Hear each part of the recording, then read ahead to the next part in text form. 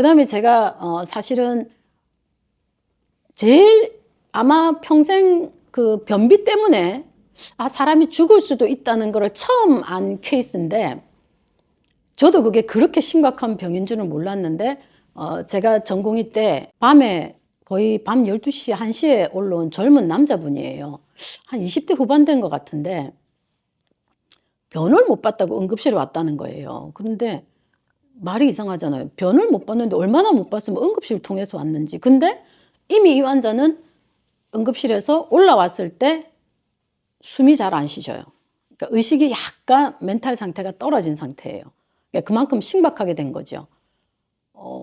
대충은 들었더니 한 달 전부터 변을 제대로 못 보고, 변비를 뭐 일주일 변을 못 보고, 또 원래 변비는 5일이나 일주일 동안 못 보면 아래쪽에서 수분이 자꾸 이 직장에서 수분이 증발돼서 딱딱해져요. 이거는 적어도 5일이나 7일이 지났는데 변을 못 본다? 그러면 약을 위에서 먹어서 이 딱딱한 거를 내려보내는 건 상당히 힘들어요. 그럴 때는 핑거 에네마라고 손가락으로 항문에서 그거를 파내서 그 시멘트 조각처럼 딱딱한 거를 다 파내야 돼요. 그걸 먼저 하고 위에서 조금 음식을 조금 묽게 하는 그런 변비약을 써야 되는데, 뭐 처음에는 그렇게 한 것 같은데 어쨌든 경유에 어쨌든 간에 중환자실까지 올라올 정도면 환자가 이제 횡격막을 누르고, 제가 처음 봤습니다. 배를 눌렀는데 배가 시멘트 바닥이에요. 배가 시멘트라는 건 저는 이때까지 본 적이 없어요. 너무 제가 놀래서, 그래서 벌써 이제 엉덩이 이 항문을 봤더니 항문에 이게 거의 그 시멘트 조각처럼 있는 거예요. 그래서 제가 새벽 12시, 1시부터 동틀 때까지 제가 환자 그 침대 위에 눕혀놓고 밤새 이 핑거 에네마라고 하는 변을 다 빼냈습니다. 근데 정말 살아나기를 바라면서 빼냈는데 결국은 환자분은 돌아가셨어요. 젊은 분인데. 근데 너무 늦게 온 것 같아요. 변비를 너무 가볍게 생각하지 않았나. 이게 원래 뭐 5일, 7일 지나서 변이 안 나오면 약을 먼저 드시지 마세요. 변비약은 반드시 필요하지만 밑에서 항문에서 변을 먼저 빼내서 밑을 먼저 뚫어줘야 위에서 약을 먹어야 그게 도움이 되는 겁니다. 그러니까 변비도 인사이트가 있고 없고의 차이예요. 어떤 분에게 변을 잘 보세요. 제가 그렇게 물어보면 뭐 힘들진 않아요. 근데 며칠에 한 번씩 보세요. 그러면 저 일주일 동안 변을 못 봤어요. 근데 왜 그냥 계세요? 그러니까 원래 제가 한 4일에 한 번, 5일에 한 번 그렇게 봐요. 근데 식사는 잘 하시는데 변을 그렇게 5일에 한 번, 6일에 한 번 이렇게 조금도 안 보고 그렇다는 얘기는 굉장히 환자가, 물론 절대 정상 체중은 아닙니다. 그런 환자들 대부분이 비만으로 들어가 있거든요. 그러니까 이걸 병이 아니고 나는 원래 습관이 이래, 이렇게 생각을 하신다는 거죠. 근데 그것도 반드시 교정을 해야 되고 할 수 있는 거고, 그거는 최근에 와서 요즘은 어떤 미생물의 문제 이런 것 때문에 그것도 반드시 치료를 해야 환자분 다른 질환이 오지 않는다고 얘기를 하죠. 그래서 변비도 아주 그 인사이트가 잘 안 되는 질환 중에 아주 대표적인 게 하나고요.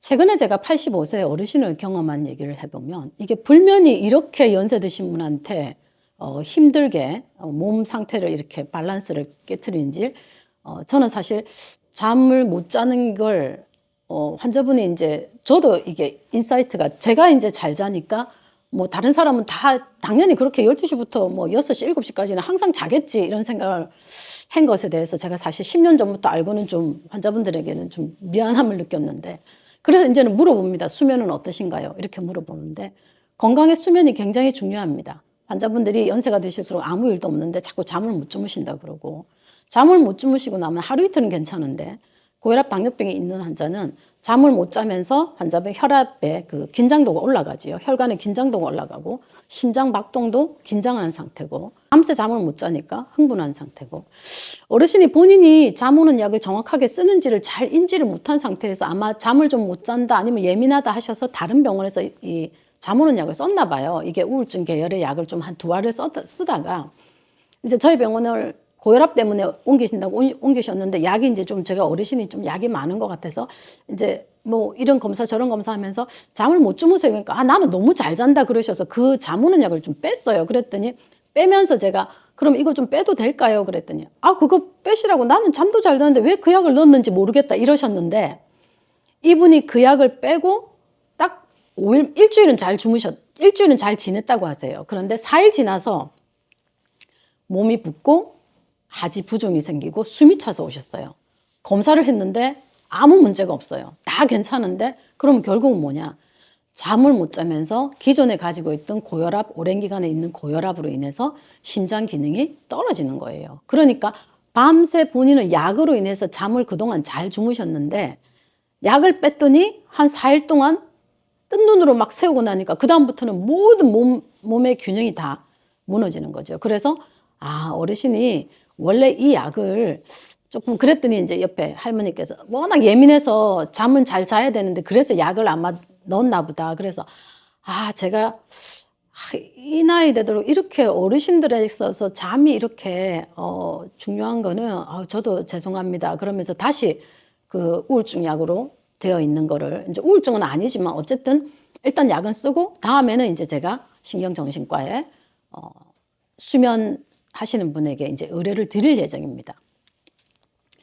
그 다음에 이제 마지막 케이스의 환자분 중에 한 분이 지금도 잘 다니시는 분이신데 본인이 굉장히 평소에 이제 조금 삶이 좀 힘들어하셨나 봐요.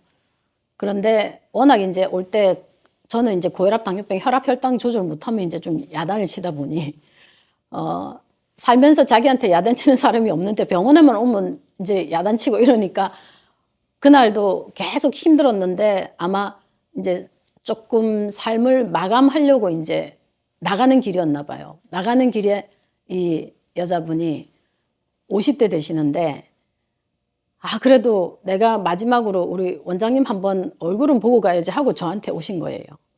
저한테 왔는데 저한테 이제 마지막 웬일이세요? 뭐 어떻게 지내세요? 아 요즘 뭐 힘들어요. 아이고 뭐 그렇죠. 이러다가 나가기 전에 원장님 저 죽고 싶어요. 이제 이런 얘기를 하는 거예요. 그래서 제가 이제 학생 때 환자가 죽고 싶다면 그건 진짜 죽을 수 있는 건데 그 생각이 언뜻 나는 거예요. 그래서 제가 그랬죠.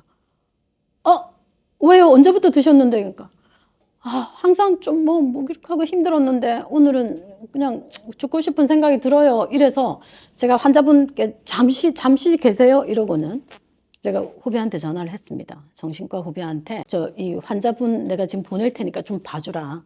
워낙 우리 그 후배가 바쁜 후배인데 그러면은 뭐 누님 그러시면 보내시라고. 그래서 보내고 제가 그 후배한테 전화를 받았습니다. 삶을 마감하러 가는 길이었다고. 근데 그 야단치는 그 원장님 목소리 때문에 그래도 너무 한 번은 그래도 마지막 인사는 하고 가야지 하고 저한테 들른 거예요. 그래서 제가 우리 학생 때 그래서 족보가 있습니다. 환자가 죽겠다 하면 진짜 죽을 수 있다. 절대 그냥 넘기지 마라. 제가 그 기억이 학교 때 그 공부를 하면서 그 들었던 기억이 역시 족보는 족보다. 그래서 제가 일주일 지나서 그 환자가 왔어요. 너무나 밝게 왔어요. 원장님 죄송해요. 잘못 생각을 했나 봐요. 근데 지금은 괜찮아요. 제가 너무 어리석었나 봐요. 그래서 이것도 역시 본인이 우울하다, 내가 힘들다, 단순하게 그냥 삶이 힘들다보다 내가 우울하다고 그 인사이트가 좀 있어야 돼요. 이 병의 인식을 좀 하셔야 돼요. 그래서 제가 지금 이제 앞에서 말한 것들이 인사이트가 잘 안 되는 질환들이 많죠. 대표적인 게 어떤 환자는 그래요. 비만이 생각보다 그 환자분들이 나는 이 정도면 괜찮아요 하는 분들이 많아요. 저는 그 질환하고 연세 드셔서 이게 질환하고 연관되니까 자꾸 비만에 대해서 오기만 하면 그런 몸무게 다 비만이에요 그러면 나 정도는 이 정도 돼야죠 이러신단 말이에요. 근데 아니에요. 물론 비만의 진단 기준은 우리가 BMI 25에서 27로 올리자는 얘기를 하지만 평균적으로는 적어도 과체중은 괜찮아도 BMI 25 또는 27 이상 올라가면 키 곱하기 170이면 1.7을 두 번 곱해서 25 곱하기 해서 그 몸무게 이상이 되면 그 다 비만이에요. 비만을 인지하는 순간 내가 이거는 다른 질환, 대사성 증후군하고 연결될 수 있다. 우리가 흔히 얘기하는 성인병 또는 대사성 증후군하고 연결될 수 있으니까 치료를 해야 되겠다 생각을 해야 되는데 그것을 비만으로 인지를 안 하니까 치료할 생각을 안 하고 그냥 매일 일상을 반복하면서 병이 결국은 우리는 보면 확률적으로 병이 다 오거든요. 그래서 지금 제가 앞에 말씀드린 것들이 가장 인사이트가 안 되는 병들이에요. 고혈압. 굉장히 진단이 쉬울 것 같죠. 환자분들이 잘 받아들이지 않습니다. 당뇨병. 정확하게 혈액검사 하기 전에는 당뇨병을 진단할 수가 없습니다. 혈액검사를 해도 환자분은 저는 아닐 거예요. 뭐 이번에 많이 먹었어요. 다음에 다시 한번 검사할게요. 이러죠. 이상지혈증. 콜레스테롤 높다고 몇 번을 들었는데 10년 이상을 치료 안 한 분들이 대부분이에요. 뭐 그거 술 마시고 가서 검사를 해서 그렇고 내가 연말이라서 그렇고 뭐 모임이 많아서 그렇고. 그 다음에 우울증. 사람 살다 보면 우울할 수도 있지. 그리고 가볍게 넘어가죠. 변비. 뭐 변비는 뭐 며칠 동안 뭐 변을 못 보면 그럴 수도 있지. 그 다음에 불면증. 잠을 잘 못 자는 것도 이유가 있는 잠을 못 자는 것도 있을 수 있지만 병으로 인해서 못 자는 것도 있으니까 초기에 반드시 그걸 교정해야 되고요. 그래서 비만까지 합하면 정확하게 7가지. 대사성 증후군하고 연관되어 있는 게 비만, 당뇨병, 고혈압, 이상지혈증이고요. 그 다음에 우울증, 불면증하고 변비가 들어갑니다. 대표적으로 인사이트가 안 되는 질환들이에요. 가장 인사이트가 잘 되는 질환은 혹시 뭔 줄 아세요? 암입니다. 암은 얘기하는 순간 바로 다들 그걸 받아들여요.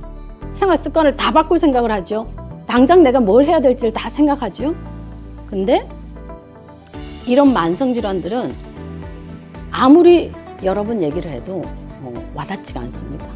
그러다 보니까 시기를 놓치는 경우가 많고 시기를 놓치면 나중에는 되돌릴 수가 없는 경우가 많습니다.